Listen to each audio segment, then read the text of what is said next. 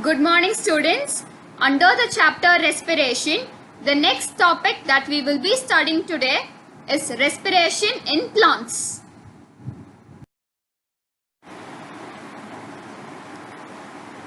So, what is respiration? It is the process by which the living cells of the organism obtains energy by consuming oxygen and liberating the carbon dioxide due to the oxidation of complex organic substances such as glucose. The reaction which takes place during respiration is given in this picture, where glucose in the presence of oxygen undergoes cellular respiration to give water, carbon dioxide and energy. So, do plants respire? Definitely yes. All living organisms respire to get energy to stay alive. Like all other organisms, plants also respire for their survival. The respiration in plants differs from that of animals.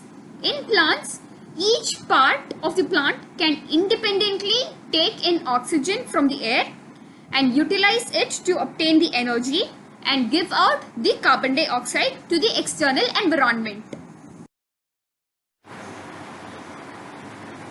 So, now we shall study the respiration in plants. It is the process by which cells of plants gets its energy to perform various functions. This process consumes oxygen and uses it to break down the glucose in order to liberate the carbon dioxide, energy and water.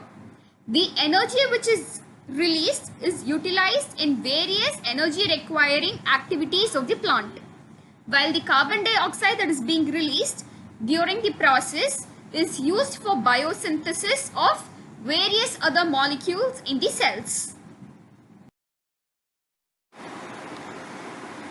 Similar to that of animals, there are two types of respiration in plants. They are external respiration and cellular respiration. This cellular respiration is of further two types, which is aerobic respiration if the process requires oxygen, or it is anaerobic respiration if the process takes place in the absence of oxygen. So, as we have discussed earlier, the process of respiration in plants is quite different from that of animals, because each and every part of the plant can respire independently. So first we shall study the respiration in leaf. The leaves are the major respiratory organs of the plant. The leaves of the plant have tiny pores on their surface which is called as stomata. Stomata are nothing but the tiny pores or openings which is surrounded by a pair of guard cells. It is through the stomata through which the exchange of gases takes place. The air which is rich in oxygen enters into the leaf through the stomata and reaches the neighboring cells of the leaf by the process of diffusion. This oxygen takes part in the cellular respiration, as you can see in this picture, where it breaks down the glucose and converts it into carbon dioxide, energy and water. The energy which is being released is used up by the plant, and the carbon dioxide is liberated and it diffuses through the stomata into the external environment.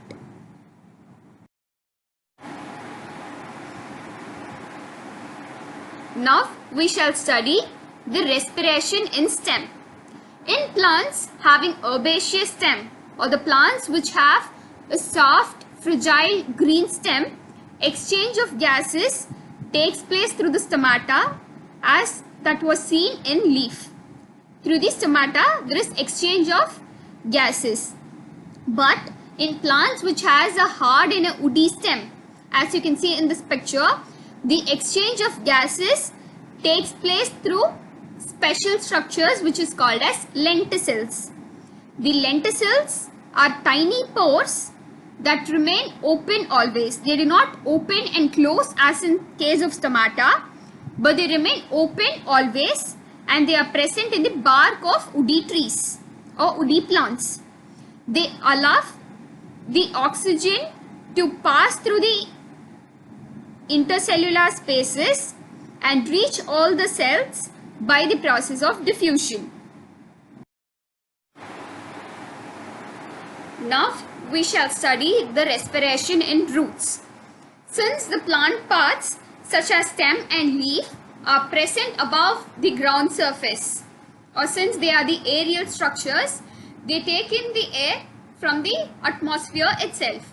But since roots, as they are present below the soil surface, or since they are underground structures, they take up the air from the air spaces present between the soil particles. So the root hairs of the root take up the air from the air spaces which is present between the soil particles, as you can see in this picture.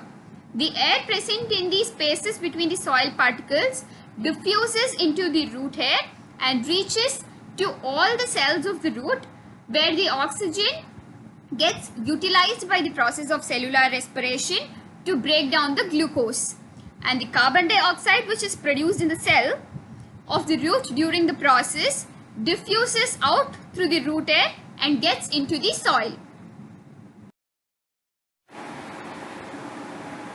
So now we have studied the process of external respiration through which the oxygen enters each of the cells of the plant. It is either through the leaf or through the stem or through the roots through which the oxygen enters the plant and reaches the cells. Now the process of cellular respiration takes place. The cellular respiration is of two types, aerobic and anaerobic respiration. Aerobic respiration is a type of respiration which occurs in the presence of oxygen. This results in the complete oxidation of the stored food and formation of carbon dioxide.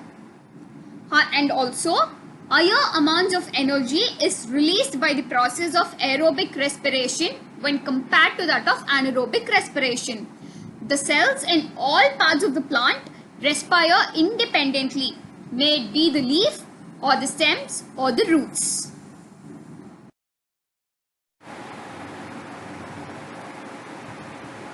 The next type of cellular respiration is anaerobic respiration, where this type of respiration occurs in the complete absence of oxygen.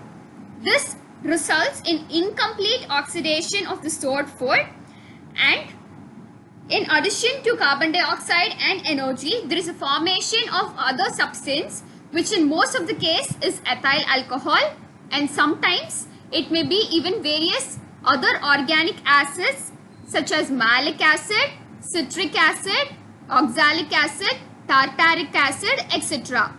And during this process, very little amount of energy is released because of the incomplete oxidation of glucose. So anaerobic respiration is seen in plants during the germination of seeds. So seeds during germination respire in the complete absence of oxygen. So by this we come to the end of respiration in plants. Thank you, students.